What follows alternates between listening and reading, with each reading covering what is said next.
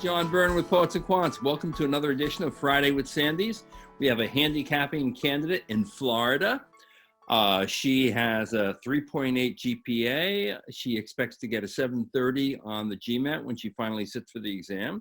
That's based on her practice test. She is an undergraduate who's going to work for a tier 2 consulting firm that's very well known and highly regarded. Her goal in getting the MBA is to work for MBB. And so she is actually applying to deferred admission programs like Harvard 2+2, the new programs at Darden and Wharton, Chicago Booth Scholars Program. There are 7 in all that she's targeting. So there you go. Camila, why don't you say hi and introduce yourself and tell us what your goals are? Yeah, hi. So my name is Camila Vincent. I am a senior at the University of Florida.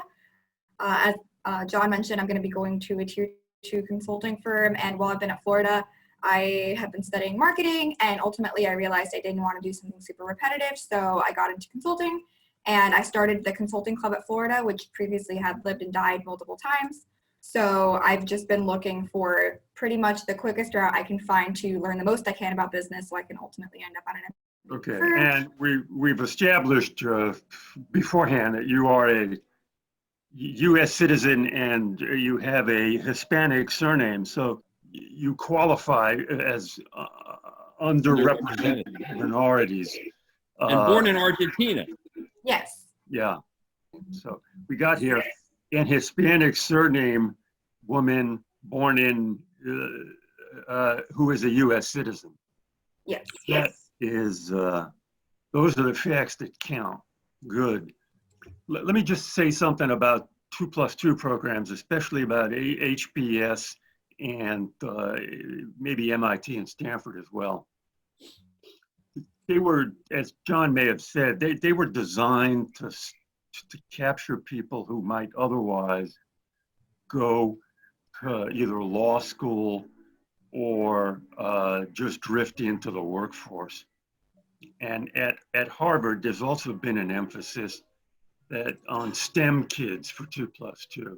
I think Harvard takes about 110 2+2 kids a year. And then I think a lot of those kids are STEM. So that this is just general information for our viewers. Camila, I got to say, you've got a very, you're the goodest doobie I ever met. And what I meant by that is, for someone who went to University of Florida, you've done everything right. You've gotten very good internships. You've gotten very good, well, I hope you get that 730 and you've got a high GPA. And tell us the leadership role is bringing back the consulting club and having you started this consulting participate in it. Yeah. So you're someone who's all in. You're all in. You really want to do this. You don't have, there's not grandiose ideas about, making all the world smile. You're the real deal here, and you're doing it in spades. And she's got a good, solid, selective job, and all she wants out of the MBA is to upgrade it. Yeah. I'm actually the only undergrad from Florida to go to Oliver Wyman so far. Yeah. You're a star, man. Let me say this. One of the things Harvard says about the 2+2 program, this is a question that's very, very difficult to answer. What freedom does being admitted to 2+2 give you? How would your life be different now that you have the certainty of acceptance to 2+2? Do you understand the question? Yeah. Well, I would probably say that compared to a large amount of other MBA programs, just having the Harvard name means that whether I continue to wanting to go into consulting or whether I shift my career to virtually anything else, I would have that credibility behind me. And with the hard work and ethic I already have, I would be able to combine those two and ultimately succeed in virtually anything I want to do. So that's the reason why I want the credibility behind you. You just unanswered. Let me be honest with you. That was that was not a good answer. Okay. The question is what you said is, if I have a Harvard MBA, that will give me a lot of credibility no matter what I want to do. So they would say, well, it doesn't make a difference when you get it, does it? Okay. Right? Yeah. So what would That you makes sense. say? What would you say, Sandy, instead? I'd say it would give me a lot of freedom. What I plan to do is join Oliver Wyman, but it would give me freedom there to request assignments in areas I'm interested in and to be just a little more demanding. Also, I might think about, if I were admitted to 2+2, what I might think about is turning it into 4+2, which I understand a lot of people do, or 3+2. So I could work at Oliver Wyman for a year and then look around, which is something I wouldn't do if I were not admitted to 2+2. In other words, That's a really good answer. That makes a lot more sense. thank you. Yeah. Thank you. There we go. So Yeah, you know, the lesson there is, you know, don't say you want to go to Harvard because it's prestigious and you think the prestige is going to help you, period. It's got to be a higher purpose than that. Got it. yeah, freedom. freedom to look around. Boy, you're real strong. Everything connects. I think, are you going to apply to all these places? That would be the goal. Given time constraints, I might narrow the Okay, list down. so here's another tough question. Let's say you get into Darden, but you don't get into the other places. But the other, like Harvard says, we're looking for, you know, STEM people for 2+2. But, you know, you should really think about reapplying in 2 or 3 years. That's what Harvard tells you. And Darden says you're in. What are you going to do? I'd probably make sure to weigh the pros and cons of it and figure it out. But that's the dilemma people face. Yeah.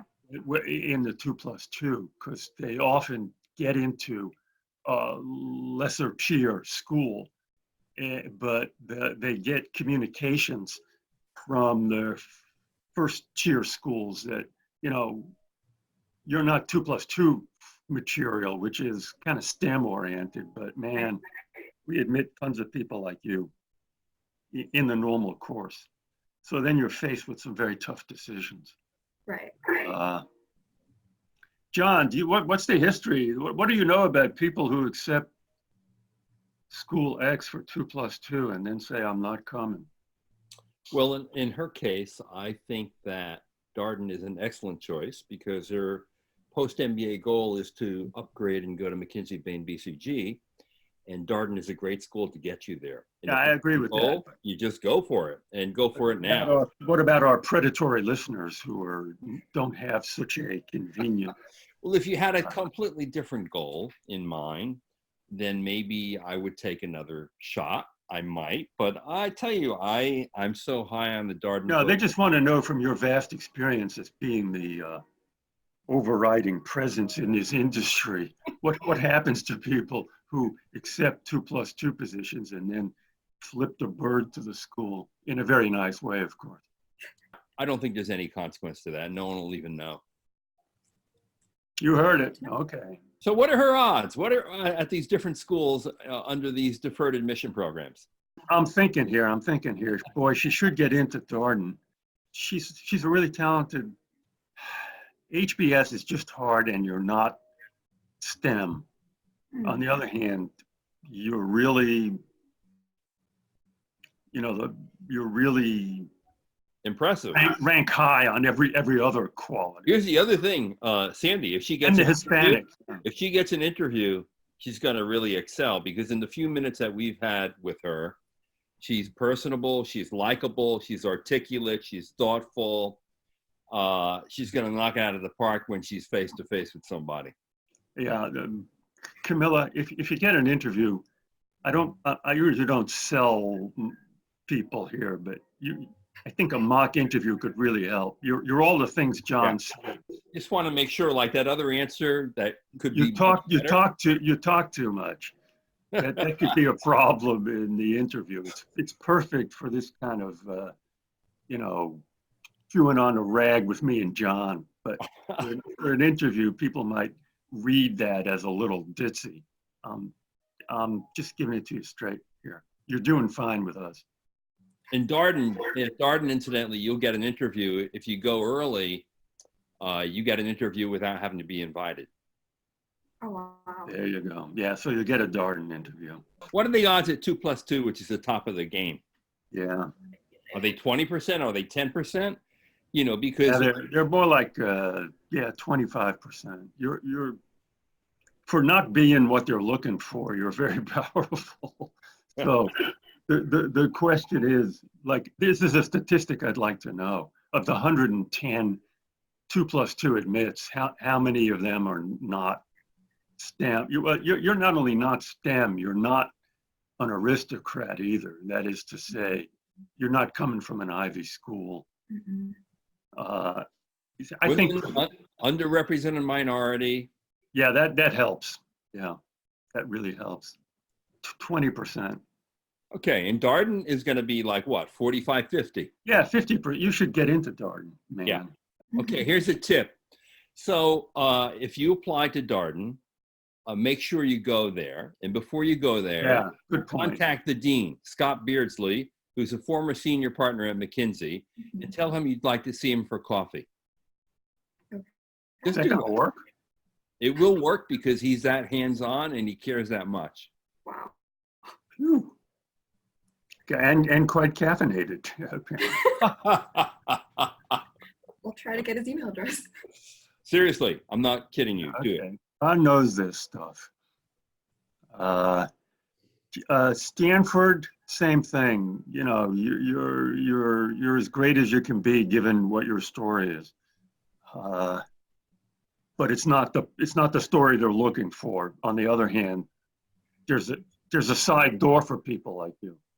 So the question is, what I don't know is how wide it is. Mm. You see, because I think the major the people these 2+2 programs are looking for are STEM people who are on the border, people they could rescue from law school. Okay. And that's the main door. Then there's the side door. And my guess is the people who get in from the side door are people with Ivy League educations, people with 3.8 from Princeton, people who have interned at McKinsey and have McKinsey people lobbying for them. Mm-hmm. That's the thing I don't know. And that's the thing I hate about this, because it is elitist at the top. Yeah. Totally. Okay. It's not a meritocracy. It's not a meritocracy. Right. Particularly with 2+2, where it's just easy. They say, apply 2 years from now. You'll get in then. So that's my fear. That's why Darden is such a good bet for you. Yeah, I do like it from what I've seen online. You know, one school you didn't mention, but they have a good deferred admission program is Yale School of Management. Right, but I know that one's you go in almost like right under undergrad or something like that. Or you can have a couple years. Yeah. The Silver Scholars program, right? Yes, yeah. I've heard of it. Anyway. Man, what's your obsession with this 2+2 thing? Well, I got to do the Summer Venture and Management program, so I got to experience their MBA program more so than I have at other schools. So that was this is the Harvard Summer Venture and Management? Is that what they call it? Yes. It's how was it? It was incredible. You loved it, right? I loved it so much. I went up there for a week and I got to learn from their professors. We went through 14 cases using their case method. We stayed in the dorms. We ate at their dining hall. We talked to the students, the whole thing. It's quite a place. You're a believer. Yeah. You definitely want to use that in your presentation, right? Oh, yeah, well, they could care less. Seriously, I'm really concerned. You've got an important decision to make. It's the kind of, why are you applying a 2+2 at all? Particularly if you might wind up with getting into Darden. Well, so if you got into Darden, you'd go and you'd be happy and you wouldn't have regrets about that little slice of heaven you experienced for 6 weeks. I would have hesitations, which is why it would be a very difficult decision to make. Currently, for the sake of being risk averse, I'd probably take it, but I feel like maybe in a couple months when I've thought it through, I might be more willing to say no and get out. Yeah, or take it and then screw him. The judge, tell him John says there are no consequences. I mean, I always think you have to look at what are your goals with the MBA, and can you achieve those goals in your life dreams with the school that you get into, and that's the bottom line. Don't get sucked into the whole Harvard, oh my God, it's Harvard, Harvard is worth fighting for. Most of my friends are people that I met at Harvard. It's just a transformative. Well, I don't want to say transformative. It's a really special, powerful experience. So you take a shot, and then you're right. Sandy may be right in the pocket there. You may have a big dilemma. You get accepted in one or two other places, and Harvard says, hey, come back when you're a little older. Then you have a decision to make. Yeah, it'll be a tough decision. Yeah. Okay. Well, you're landing on your feet anyway. You got Totally. you're deeply in tune with this whole MBA business world process here. You really know what you want. You've got the right background. You're up from scratch and you're hungry. And you're accomplished. So it all fits, and you'll get into tier 1 sooner or later. Okay. Your parents better be super proud of you. I hope they are. Of course they I'm are. sure. Anyway, hey, good luck to you. Thank You're you. going to get some yeses here, and you're going to get some nos, and that's the nature of the beast. And then your decision, as Sandy has said, is do you try again at the nos in a couple of years, 2-3 years, or do you just go and say, hey, I'm going to get this thing over? Yeah. Hard decision. But it's Okay. a decision Yeah. to make. You say yes to one of these. If you have to make that decision, check back. John will give you the courage. Yeah, look, if you Screw say you. yes to one of the ones that admits you, and you've got 2 to 3 years, and then you apply to Harvard after that, and just say, hey, I'll tend to take my one last shot. And if you get in, you get in, and if you don't, you go to the school you were admitted to before. You go to the school that you've signed an affidavit saying you're going to attend. That's the school you go to. Yeah. Oh boy! Let's make it real clear what's involved here. Okay. Very by the book. He's playing the ethics card with me, and that's a shock. No, I'm not. I'm playing. Let's find out what's at stake before we decide to screw people. The school, no, I'm not intending to screw anyone over. All right. Hey, good luck to you. Sandy, thank you for your incredible analysis as always. And for everyone else out there, good luck on your journey to business school. This is John A. Poets&Quants, Friday with Sandy. Bye-bye.